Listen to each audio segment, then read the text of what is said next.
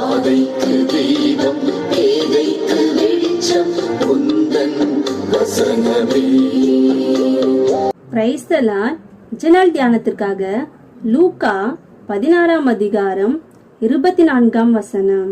நீர் எனக்கு இறங்கி லாசரு தன் விரலின் நுனியை தண்ணீரில் தோய்த்து என் நாவை குளிர பண்ணும்படி அவனை அனுப்ப வேண்டும். சொன்னது யார்? எங்கிருந்து சொன்னான்? அவன் எப்படிப்பட்டவன்? இவன் ஐஸ்வர்யம் உள்ள சம்பூர்ணமாக வாழ்ந்த மனிதன். இப்பொழுது பாதாளத்திலிருந்து கூப்பிடுகிறான்.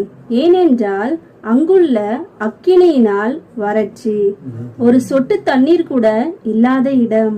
பூமியில் வாழ்ந்தபோது விதவிதமான பிராந்தி, விஸ்கி என பலவற்றையும் மனம் போல் குடித்திருப்பான்.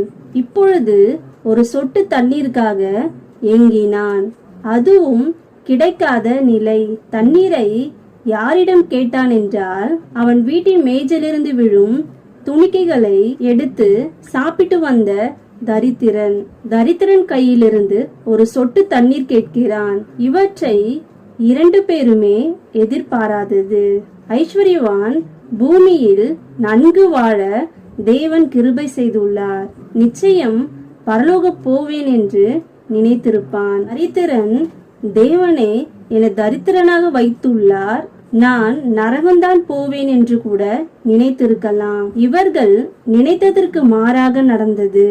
ஏனென்றால் தரித்திரன் தேவனை தேடினான், ஐஸ்வர்யவான் தேவனை தேடவில்லை.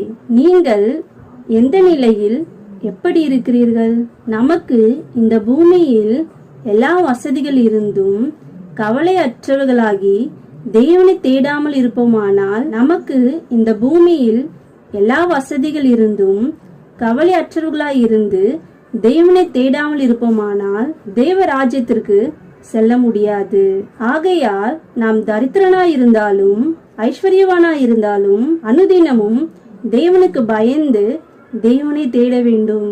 அப்பொழுதுதான் பரலோக ராஜ்யத்திற்கு செல்ல முடியும். ஆமென்.